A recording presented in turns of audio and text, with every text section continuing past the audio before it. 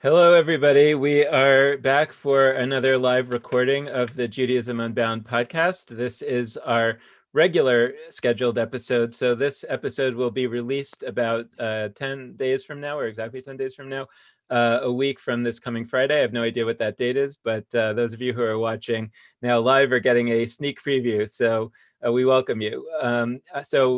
As we've said when we're about to start these episodes, that because of all kinds of reasons relating to what we're doing here on Jewish Live, it's been it fit better in our workflow to do these recordings of the Judaism Unbound podcast as a live TV show as well. And so we're kind of thinking of it as recording live in front of a live studio audience, and it brings us back to the old days. So we're excited to do that. So our guest today is Stephen Windmuller, and I'm going to introduce him in a moment when we officially start the show, which we're going to do now. So here we go. This is Judaism Unbound, episode 221, Zooming Out. Welcome back, everyone. I'm Dan Liebenson. And I'm Lex Rofberg. And we are here today with a guest who is someone that we have admired from afar for a long time and not really met before. Partly because of some of the things that we're going to be talking about on this episode and that we have been talking about, which is geography. Lex's body is in Providence, Rhode Island. My body is in Chicago, and our guest body is in Los Angeles. And I rarely get out to Los Angeles for whatever reason. So we're excited to have this conversation, which is really enabled and perhaps impelled by the circumstances in which we find ourselves and by the new digital wilderness that we all find ourselves in these days. So let me take a few moments to introduce our guest. Our guest today is Stephen Windmuller. He is the Rabbi Alfred Gottschalk Emeritus Professor of Jewish Communal Studies at Hebrew Union College, Jewish Institute of Religion in Los Angeles. And he's a leading expert on the subject of Jewish politics and the author of a lot of articles looking at the state of the Jewish world today. A lot of people have seen his name because he writes frequently in a publication, an online publication called E-Jewish Philanthropy, which despite its name doesn't only cover philanthropy. It has a lot of really interesting articles about, we could call it some of the inside baseball of the Jewish community.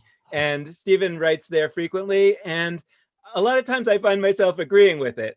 And one thing that I wanted to just put out there is just that one of the things that I think we have done on Judaism Unbound over the years is called into question certain truisms about generational divides that people talk about in the Jewish community. Sometimes, Lex and I are a generation apart, but we're on the same wavelength a lot. So is it really true that millennials are so different from Gen X? And what I'm really thrilled about is that when we have somebody who is an emeritus professor, that almost by definition suggests a different generation. And your writing, Stephen, is something that I've always been drawn to and felt that, wow, so again, I think these generational divides are not quite right in terms of the way that we classify who thinks what in Jewish life. So I'm really excited to have this conversation with you across now 3 generations and shared interests. So Stephen Windmuller, welcome to Judaism Unbound. It is so great to have you here. Well, thank you to you, Dan, and to Lex for inviting me to be part of Judaism Unbound. Well, thanks so much. Well, so I thought we could jump in. We were talking a little bit before we started recording about how much are we talking about the virus and how much are we not talking about the virus. And I think that it will be most valuable to sort of tease that out as we talk a little bit about the time before the virus. And, I've been reading your articles for I don't know how many years in E-Jewish Philanthropy. And there have been a few times in the past where, the very few times when I've been coming to Los Angeles where we've tried to get together and weren't able to make it happen. And so, but that was all long before any kind of coronavirus, any kind of physical distancing. And I had felt that you were among the people who were really able to take a look at the Jewish world and the Jewish community and its structures in a clear-headed way and a really helpful descriptive way. And I'm curious if you could share with us just a little bit of the landscape of the Jewish community in America as you have been seeing it over the last few years before the coronavirus happened. Well, thank you. My sense is that much of what we are seeing in sort of real time as a result of the virus really have their antecedents framed in a number of events that have been taking place over the past various decades.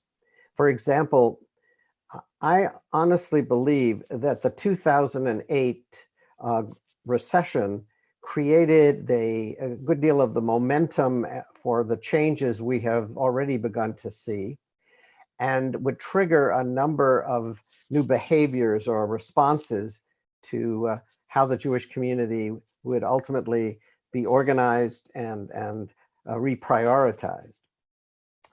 I would partially suggest that there are some generational issues here, and they will be reflected, interestingly enough, by the generations that were directly impacted by 2008 and now by the 2020 coronavirus.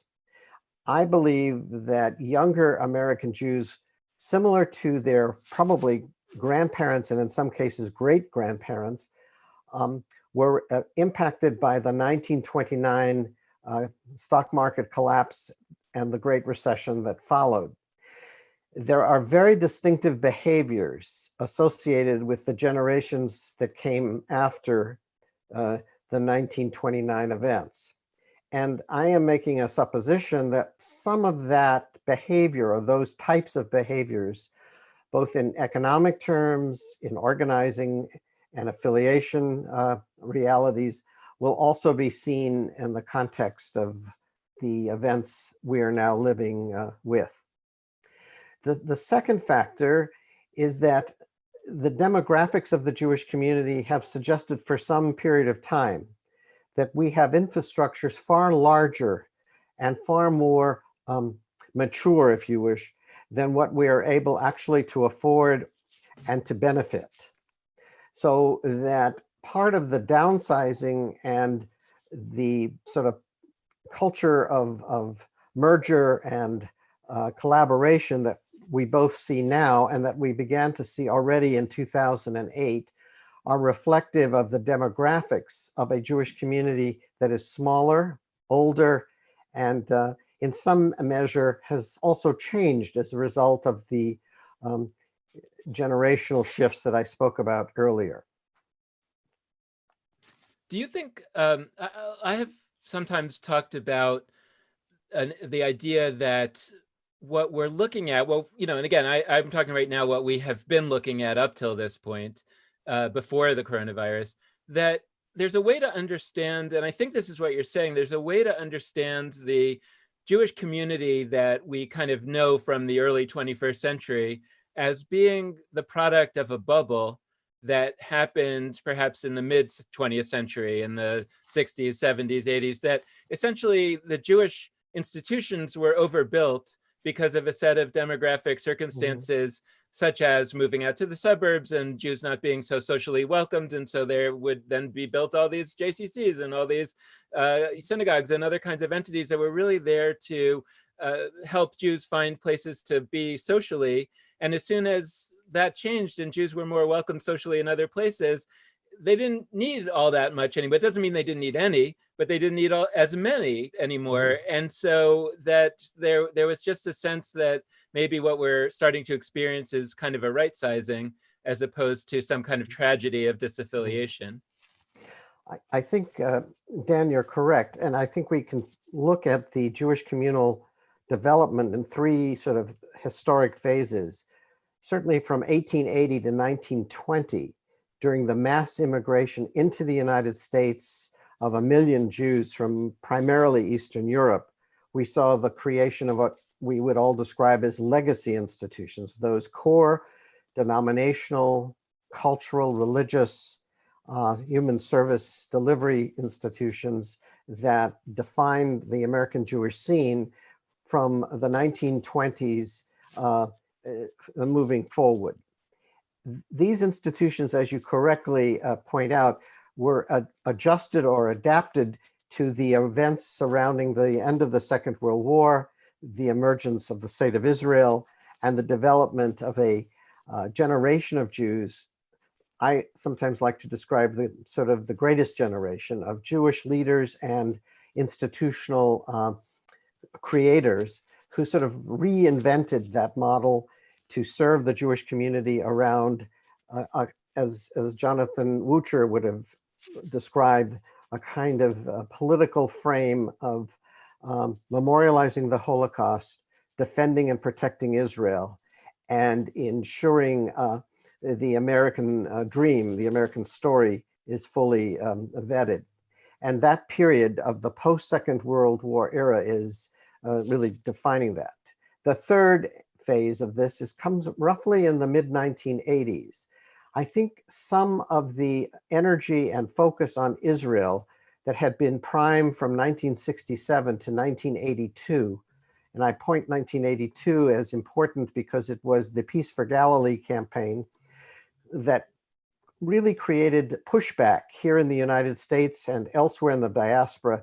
Was this Israel's wrong war? Was it a war that did not achieve some of its objectives, and raised for the first time criticism of the Israel military and of Israeli policy?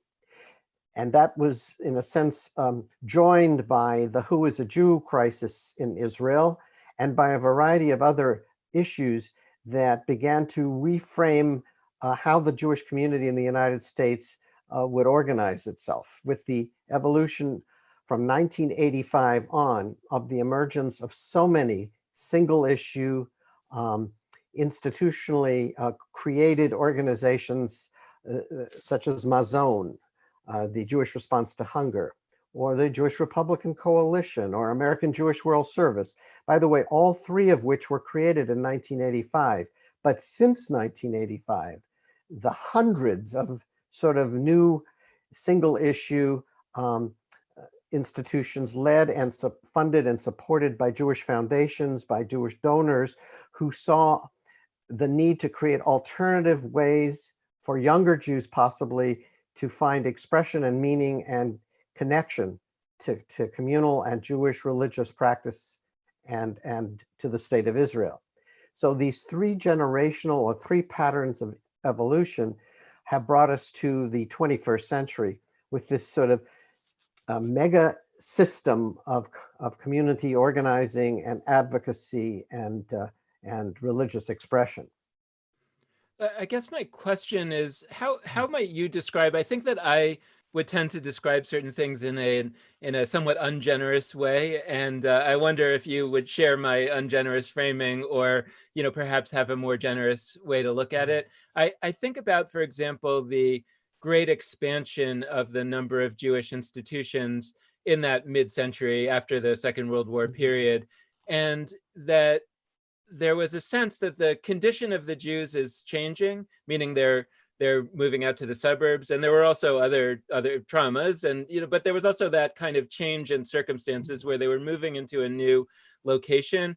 And it feels like, not in an organized, centralized way, and maybe that's something to talk about, but there was a massive expansion of the numbers and kinds of Jewish institutions, right? I mean, it wasn't like somebody experimented with some little idea called the JCC. It was like all of a sudden there were like dozens of JCCs all over the place, right? And when we think about the Jewish innovation movement of the 21st, the early 21st century, that feels much smaller compared to that massive expansion a half century earlier. And I struggle with it in the sense that it feels like my critique to some extent, and it's not a critique of saying that somebody's doing something nefarious. It's a critique in the sense of saying, let me hold up a mirror and I think this is what I'm seeing, is that a lot of when fears are articulated in the world of Jewish institutions, I sometimes feel like those fears are more about that our institutions aren't going to make it, rather than we're not going to be able to connect with a large number of Jews. Contrast that to an organization that it's not one of my favorites, but I do appreciate their approach, which is Chabad, right? Which is out there saying, like, we're on a sacred mission to make sure that every Jew has a chance to connect to Judaism. And I don't particularly gravitate to the kind of Judaism that they're trying to connect people with. So I kind of wish they weren't doing that, in the sense that, it's not my cup of tea. But it's fine. It's fine for them to do it, of course. What I'm wishing is that the sort of more progressive Jewish world would be out there with the same attitude, kind of saying, let's create a Judaism with gravitational attraction. That is the task of our day. In the same way that 50 years ago, or more than 50 years ago, the task was to, address the social needs of Jews who are now moving out to the suburbs and were socially lonely. That's like the middle of Maslow's hierarchy of needs. Now the task is to build a Judaism that's gravitationally attractive and exciting, because now the task is that people don't have those social needs and they're bored of Judaism and they're not finding anything interesting in Judaism. And so we have to have an almost like, what would it be, like the Kennedy moonshot of, making Judaism compelling.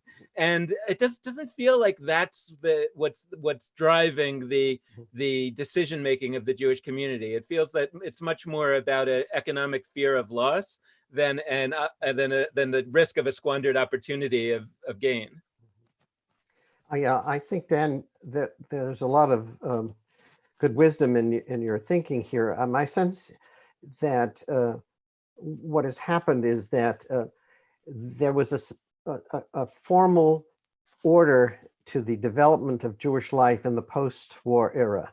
It seemed to be driven by the national systems that began to localize, regionalize, and create these on-the-ground expressions of their ideas and their institutions. What has occurred in the latter part of the 20th century and is reflected in the general culture as well is a kind of distribution economics where this $10 billion Jewish enterprise, and that's what some economists believe we might really describe as really the Jewish model today, is built around the vision and wisdom and insights of particular donors and funders who are not in lockstep with one another or with a central agenda. But what we have is really this let many flowers bloom phenomenon. And that has created, as a result, the distribution and the spread of these extraordinary models and different expressions of Jewish creativity and religious participation, but certainly not with a kind of central vision of what this might look like, who it ought to serve, and what are the sort of measures of success and evolution. You point to Chabad, and I wrote in 2012 a piece in Jewish Philanthropy and elsewhere called Unpacking Chabad, Unpacking Chabad, and taking a look at a number of the factors that contributed to why it is such a success story with its 4,000 operatives across the world, its ability to, in a sense, create an imagery of its being an authentic or the authentic Jewish expression. And what can we learn? The 10 principles that I cited in that article about what we might learn from this extraordinary direction and invention, in a sense, of how Chabad took its model and built it as a worldwide system. And I believe that that is an interesting model actually to look at because of the effectiveness of what it has achieved and how many other institutions in some measure are drawing upon what they have learned or understood to be the dynamics of that system. Okay, so zooming out a little bit, I'm really intrigued by a lot of this, by a lot of what's come up so far. And I'm curious to get your take on a dynamic that just generally frustrates me in sort of the Jewish press and in Jewish communal conversations, et cetera. So there seem to be these camps of people publishing articles, talking in synagogues or in JCCs or in any kinds of institutions, whatever, or even just in conversations with friends, where the back and forth seems to be either, oh my gosh, Jewish institutions are dying. This is a terrifying time. Affiliations down, down, down, et cetera, et cetera, et cetera. This is, we've lost so much and people used to be more knowledgeable and now they're apathetic. That's like one camp. Okay. Other camp seems to be, how dare you? This is actually the greatest time of all time to be Jewish across every era and context. This is amazing. We have, I mean, and look, I am, you know, somebody who loves the digital ecosystem, but like we've got the digital world now. People are able to be in touch in ways they never could before. Like this is in so many ways the only time that so many Jews who are engaging would ever have engaged in the way that they are. Previous eras, they couldn't have done that. Wow. I kind of want to sort through that because my instinct is like, we all love to think that whatever time period we live in is the most X or the least X, but I'm not actually convinced that that's the case. So like, help me out. Like what actually, as opposed to like, we are the best, this is the best era for this, the worst era for that. Like just sort of what's strong right now? When you think about the scope of the last few generations of Judaism, both your own personal experience and your scholarship, your all of the learning you've done, like what right now really is exciting and good and a form of Jewish engagement or learning or participation that is thriving in a way that maybe isn't unprecedented, but hasn't recently been precedented. And on the other hand, what are there things to be, what things are there to be concerned about? What ways are there elements of Jewish life that might be weaker now than a decade ago or a generation ago or a century ago? Like, how can we wade through those questions without necessarily jumping to, we're the most, we're the least, we're the best, we're the worst? Yes, and I think, Lex, that there probably are a series of checks we have to place on the extreme calls, which are either negative or positive. I think we have to look at some of the really interesting factors that sort of frame why people are sort of moving to one camp or the other. First of all, this is the first generation in which we have such extraordinary wealth in the Jewish community to experiment and to grow some of the models that we have seen. It is also a generation of time in which we see that people have far more choice in terms of the ways by which they express Judaism. Yes, historically, there were different camps and there were different ideas about Jewish living and culture and language and value, but those are minimal compared to the kinds of diversity of thought and potential practice that Jews have in the 21st century. So both in terms of the economies of the community and in terms of its richness of diverse thinking and practice, we have to look at those two underlying factors.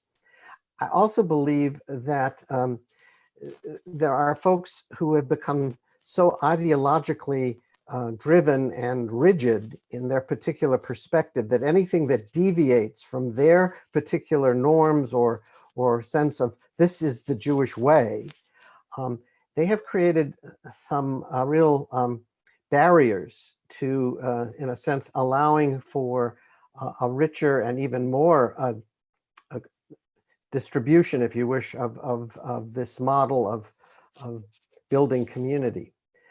I mean, I think this is a unique moment in certainly the American Jewish story because it has permitted Jews who are not necessarily in leadership roles or who have titles to be able to define and articulate for themselves particular streams of thinking and practice and action. And that is a very different story than what might have been the historic model of the sort of rigidity of community that we saw evolve in the 19th and early 20th century. My view here is that, yes, there are some issues we need to be concerned about, but there are also some extraordinary opportunities which we also need to take advantage of. The concerns rest in the fact that there isn't a Jewish community today. And I think we need to sort of break the sort of imagery that one people, one destiny is somehow still a slogan and a framework for how the community sees itself and operates. In reality, American Jews are self-defining their Jewish journey.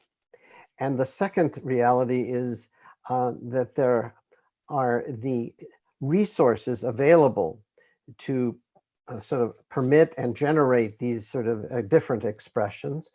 And that's an extraordinary sort of point or place to find ourselves.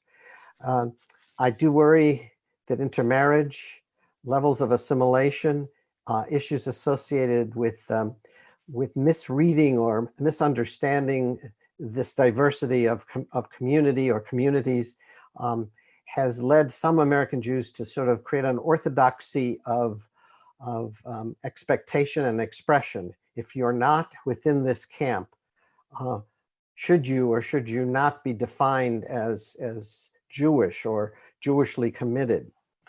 And I worry that that kind of orthodoxy of language and expectation is highly problematic, and is also a clear turnoff to some folks who simply will walk away from institutions that sort of create these definitional boundaries.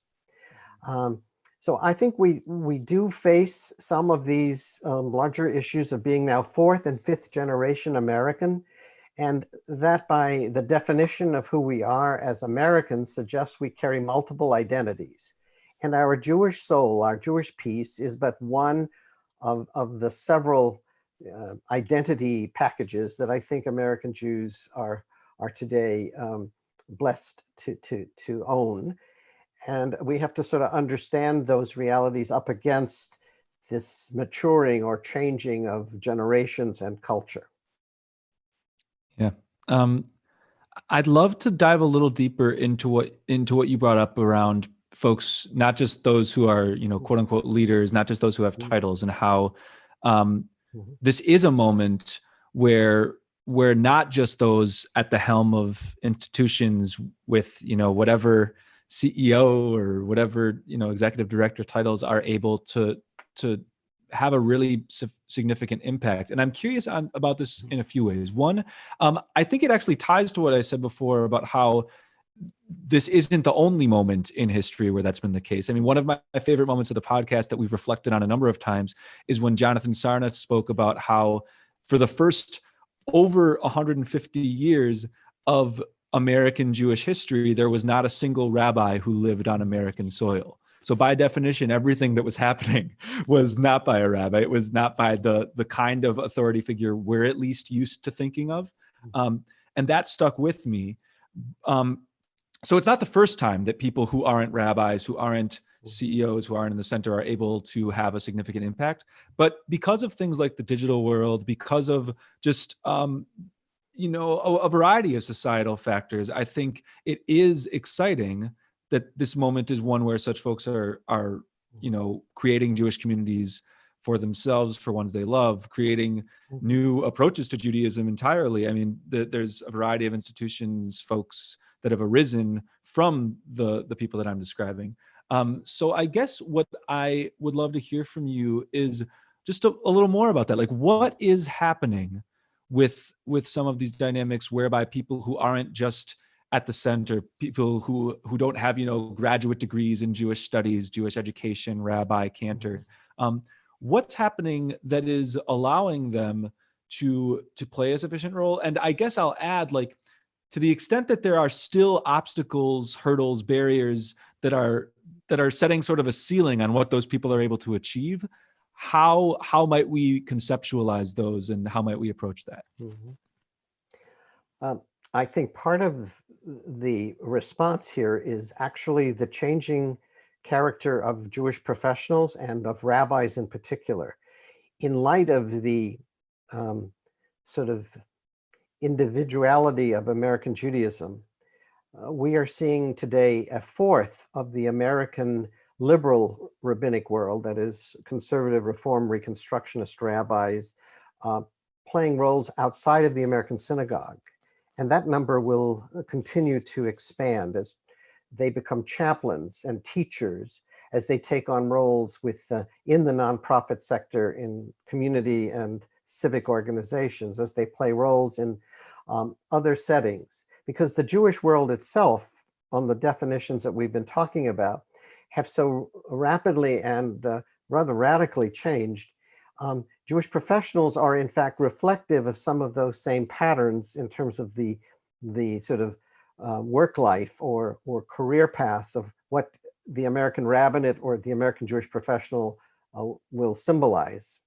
The second outcome of this has to do with the fact that I think authority in the Jewish community has shifted from the world of the rabbinate, the world of community organizational press statements and other sort of expressions of the voice of communal authority or communal control. That has shifted to the sovereign self, to the individual's own ability to define what he or she will accept as messaging and as institutional truths, if you wish. So part of this is this capacity of individuals to stipulate their terms for participation and connection to anything larger than themselves. And part of it is reflected in the fact that they are articulating by their support and their personal practice their own messaging of what constitutes Jewish life and Jewish belief and Jewish advocacy. I think that's in part reflected in that every Jewish institution today almost has a shadow government. So if AIPAC is seen as the central voice of the Jewish connection to Israel, then J Street and other expressions are seen as the backbenchers.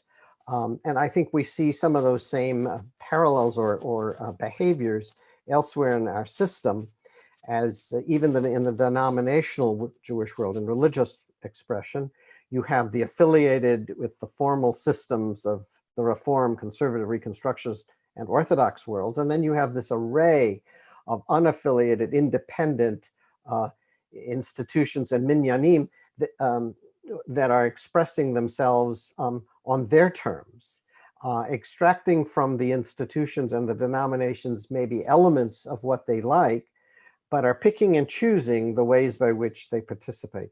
So I think authority is being challenged. The sovereign self has emerged, and the capacity to create shadow regimes or institutions is a reflection of some of these pieces. Your description makes me think about another shadow. Like, I actually think there are two shadows. There's the sort of shadow government. What do they call it in England? They have the whole government. The opposition has a whole government set up. Yes. Kind of in exile. But both of those are in the system. So this one says, well, the conservatives have gotten the reins of power, so we're going to set up a liberal alternative government in waiting, kind of thing. And maybe, at some point the tables will turn and we'll be elected, and then it'll be reversed. I almost feel like there's this other shadow, which is folks like us, and I think that we're probably the most, institutionalist of all the, like, there's a lot of people, sort of who think we're too much in the system, but it's really the people who are saying, none of this stuff matters, or it matters to a very small number of people. And this is where I think the coronavirus situation might start to come in a significant way, because I'm curious to hear what your take on it is. My take on it is that, especially if this lasts much longer, and I'm not even saying it has to last for 2 years. I'm saying even if this situation lasts for 4 months, which it seems pretty clear that it will, I think that the institutions are going to be very surprised at how many people don't come back. And that may be because they have realized that I don't really feel close to that institution anyway. That's sort of how I feel about, like, coffee shops, right? Because I've been making coffee at home and really liking it a lot more. And, like, why should I go to a coffee shop anymore after this? I bought all the stuff at home. I have it at home now. I don't need to do that. And I wonder how many people are going to have that response. And then also just that they're going to have found that they're going to have found something really exciting online, that, and it might be something that's digital, or it might be something that's just they're in LA, but this is in New York, and they can access it digitally, but they found a place that's more exciting to them than the institution from which they came. And I think that if that description is right, or there's some kind of description like that is right, then the virus is devastating to the world of institutions in a much bigger way than I think anybody is thinking about, because even these funds that are there to try to help the institutions weather the storm, imagine that on the other end of the storm, they'll be back. And I don't think they're going to be back, or I think they'll come back and then they'll quickly merge or go out of business because they're not going to have enough people. And the thing that I want to make the connection to everything that you're saying is that, I feel that I'm looking around in this digital wilderness where we are now, and we're part of it, but there's also a lot of other small organizations that I think are doing incredible work online, and that they're being incredibly successful, and their budget is like close to nothing. And there are these organizations out there with multi-million-dollar budgets that are almost doing nothing. And it's kind of hard to conceptualize how on the other end of this, that is a situation that makes sense anymore. And I wonder that to the extent that it does, are we now going to have all the same institutions that we had before the coronavirus? It's just serving a lot fewer people.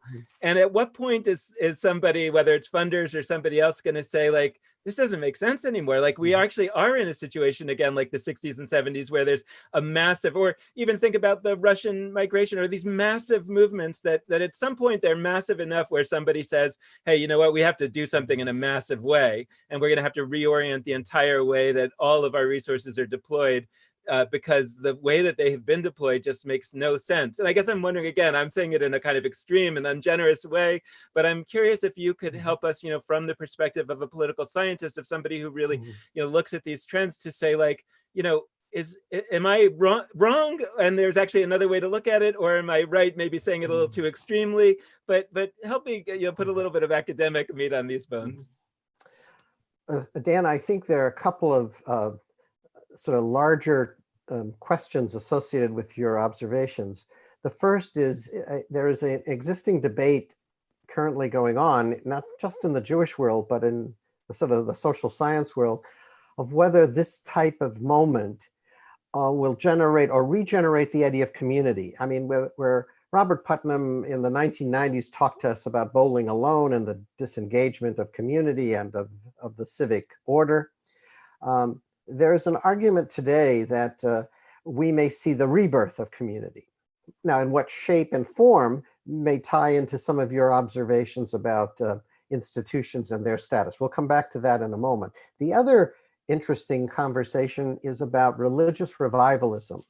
And Jonathan Sarna, among others, has actually written to some degree about, there were periods in American history in which the Jewish community benefited from religious revivalism. After the Civil War, it is therefore not surprising that you see the birth of Reform Judaism, and then to quickly be followed by conservative Judaism, and then the American world of Jewish Orthodoxy in sort of three decades of the 1870s, 80s, and 90s of the 19th century, where we saw this explosion of Jewish religious organizing, but also within Protestantism and within the Catholic world as well. So the question has been raised, are we about to see a religious revival in America? So those two sit at the top of this sort of conversation, but underneath it, we see the discourse around the very issues you pose. So are organizations preparing for what is about to happen? In some cases, there is a reality already well underway, way before this moment, that memberships in synagogues and JCCs, Federation Giving, and in other indices of measure, that we saw dropping numbers. Will this expand that? Will this, sort of implode the communal system further? And we would see the closure or mergers or ending of certain types of services. No doubt that is a reality that the institutional world is currently on top of at the moment. I am aware of a number of synagogues at this point that are actually already in conversations about either merging or changing some of the core sort of principles or guidelines by which they have operated, realizing that this is a moment in time that will fundamentally change communal and religious life in the United States and probably elsewhere. So that is a factor on the ground for institutions. I think there are, without necessarily yet being very public, the reality that the way federations, as an example, or the way some of our community advocacy groups were organized will not be the system or model for moving beyond this point, that the fundamental reconfiguration of how one talks about community organizing and community organizational life. I saw a strategic plan yesterday of a particular JCC, and it raises all these reality checks of what needs to be addressed and what are the possibilities here. Will people return? And if they don't return, are there ways to engage them differently? And part of the conversation, as experienced in that document and in others, is, all right, we've seen this extraordinary growth in the last 4 to 6 weeks of the use of technology, of Zoom, of the chat rooms that have created this extraordinary amount of information, of programming. We've seen groups, whether they are what we would call traditional or legacy organizations or startups, doing some marvelous teaching and interventions to sort of keep in touch with community, so that the virtual Jewish community may become much more a core element to anything that we see happening beyond the virus and beyond these moments in time. So I think that this is a tipping point. The question is, what will be the character of it? That is, the dimensions of how much will be returning to institutional and the corporate model of Jewish life, and how much will actually be applied from this moment to the continued evolution and development of Jewish expression and creativity. I really love that you brought us back to the late 1800s. I like that for a bunch of reasons. I think that what you were talking about with, the different movements, one arising 1870s and 1880s, 1890s, I think potentially it could teach us a lot. And I want to throw out one thing that Dan and I have been talking about lately, which is we've been thinking about this digital moment, but it's more than a moment, but this digital ecosystem of Judaism that has been in the process of arising for a few decades now, but is accelerating. We've been thinking about it as a kind of migration. And the reason why I like that we're talking about the late 1800s is because that coincides with the beginning of the most famous of recent history Jewish migrations, which was a huge influx of folks to the United States. And what Dan and I have talked about is, like, it became very clear very quickly, and we can see that from the rise of these new movements, that the Judaisms that would arise in America were not going to be the same Judaisms that existed, whether it's in Europe or in other places that people were immigrating from. And so there needed to be new institutions to fit the context that they were in. And then, over a long time, over that entire first 2 phases that you outlined, more and more institutions came into being with different models, et cetera. So I guess what I would ask you is, do you see us in an analogous moment to that late 1800s, early 1900s moment? Do you think that what's happening with the growth of digital Judaism is similar? Do you think that this migration metaphor, whereby we're sort of entering into a really new context where there will need to be new models, new structures, do you think that works? Would you critique it in any way? I'm curious to hear your thoughts. Mm-hmm. Lex, I actually think that you may have hit upon something that is not yet sort of formalized in the minds of, let's say, the academic world, but certainly in the mindset of people such as yourself who think about these questions of how do you place what's happening into some context, into historical models or into trends that we see in the broader society.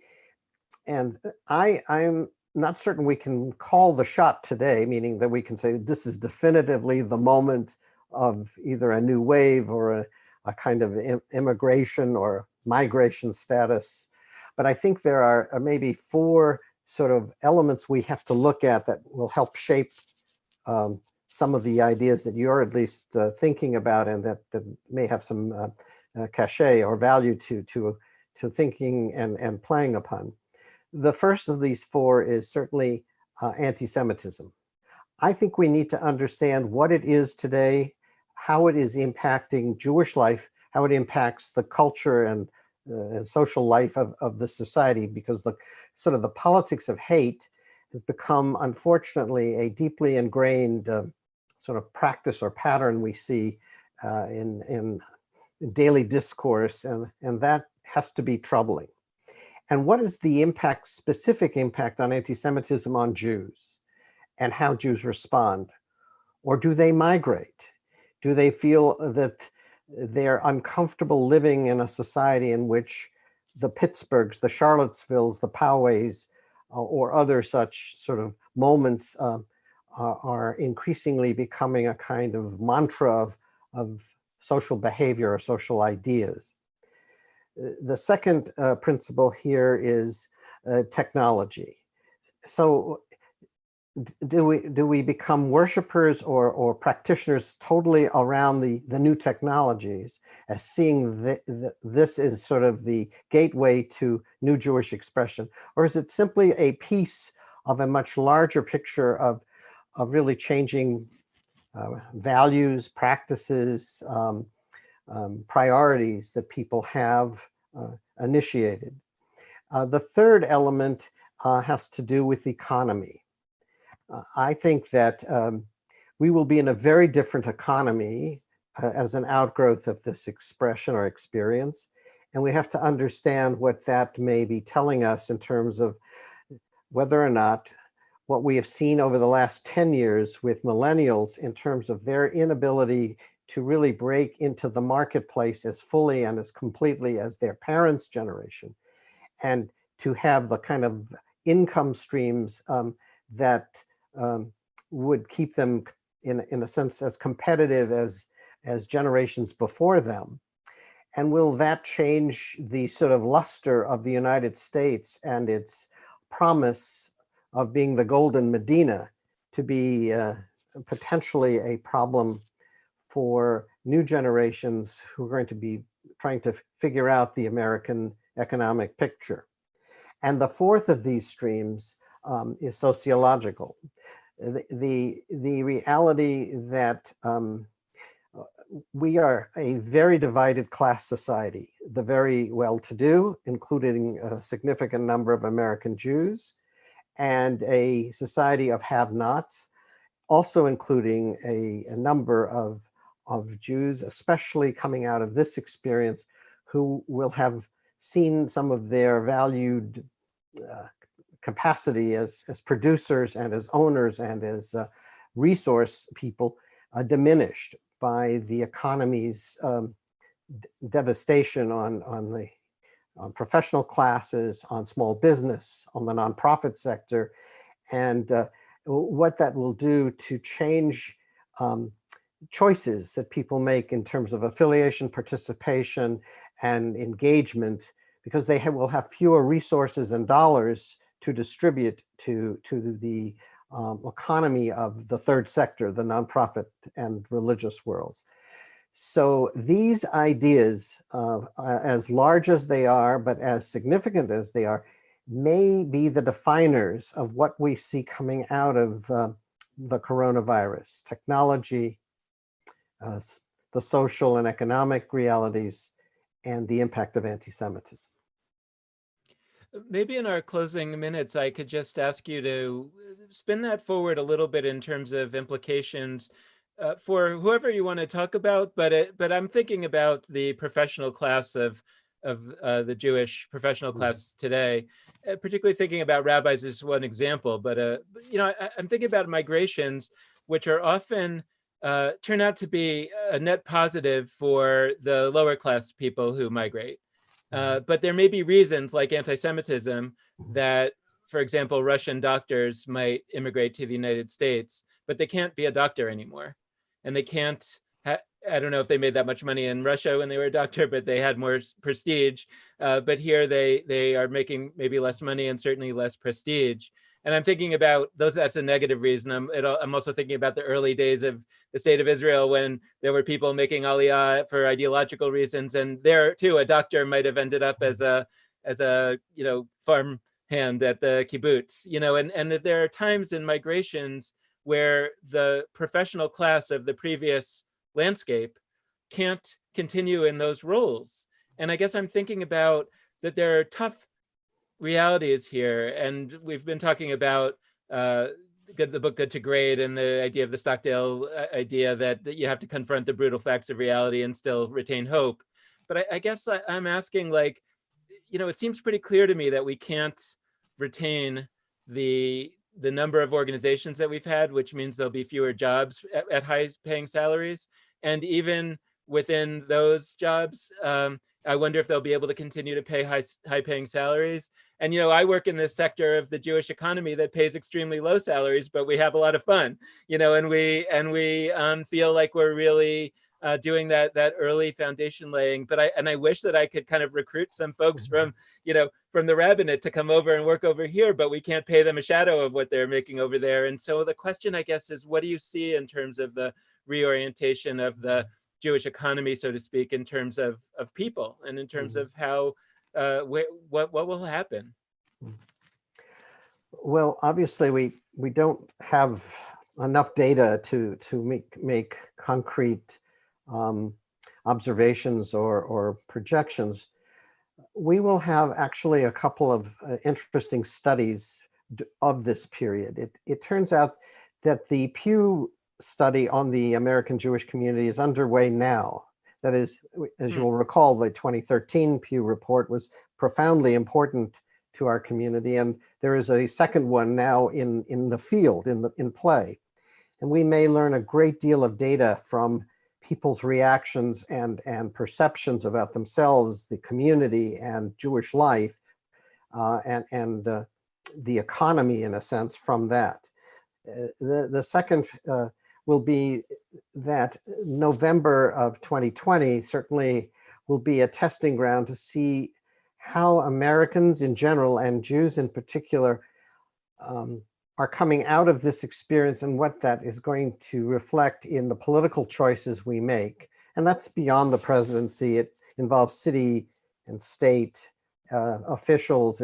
It's a, in a sense, it's a referendum on the experience and on the job well done or not well done by those in governance and in power. And that will be particularly insightful and helpful as well. The third will be the census. It will be coming to us in the early part of next year, and we will begin to get a greater sense of the sort of health and viability of the society in many different ways. I think in the short term, for sure, and this may become ultimately the pattern, we will see the downsizing of the American rabbinate. And this is not a news story. I think the rabbis themselves acknowledge and realize that there will be radical and immediate changes to their profession and to the Jewish communal professional class as well. And the larger issue will be whether or not the marketplace in general will be able to turn around more rapidly to employ the hundreds of thousands, potentially millions of folks who will not be able to return to the positions that they previously held, or that will be working on a reduced income and partialized salaries and functions. So the immediate fallout will be particularly difficult. I expect that we may well see some civil disorder and violence in this country. as people are frustrated and may become very frustrated over the inability of a divided Congress, for example, to be responsive to what are felt and necessary needs. I think that food and shelter become the very first issues of measure of how a society governs itself. Will our people be fed? And will there be adequate and secure housing? And then the third level of that, of course, will be, is there a kind of vision for the marketplace? Will there be jobs, and what kinds of jobs? And if the jobs are not there, this adds to the further social challenges of the society, including what I worry about in the Jewish context is anti-Semitism. So the portfolio for the next 6 months is particularly uncertain and could be particularly volatile.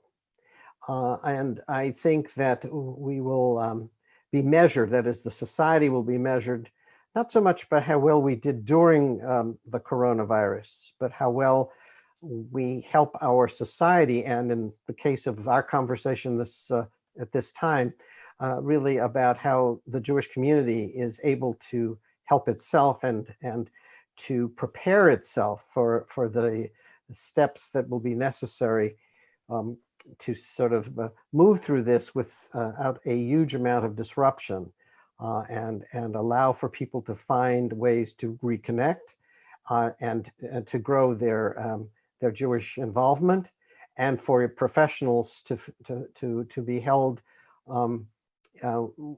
with respect in terms of finding ways to engage them in maybe new ventures that will be necessary for what comes next. We're going to close on that note. Thank you so much, Stephen Windmuller, for joining us. This has been a fantastic conversation. Thank you very much. All right. And thank you to all of you out there listening. We hope that you've enjoyed this episode of Judaism Unbound Live. We hope that you'll check out future episodes. Reminder that if you're listening to this on audio, you can tune in live with video.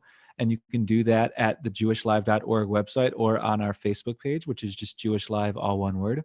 We love it. Dan and I love it when you are in touch with us with any questions, ideas, comments, really anything that you want to send our way. And you can do that through any of the following mechanisms. One is our Facebook page, or two Facebook pages, Jewish Live, all one word, and Judaism Unbound, two separate words. Another is our websites, JudaismUnbound.com or jewishlive.org. A third is our Twitter feed, at Judaism Unbound. And last but not least, there's our emails, which are dan@JudaismUnbound.com or lex@JudaismUnbound.com. The last request we like to make is that any amount of financial donation that you can send our way is greatly appreciated.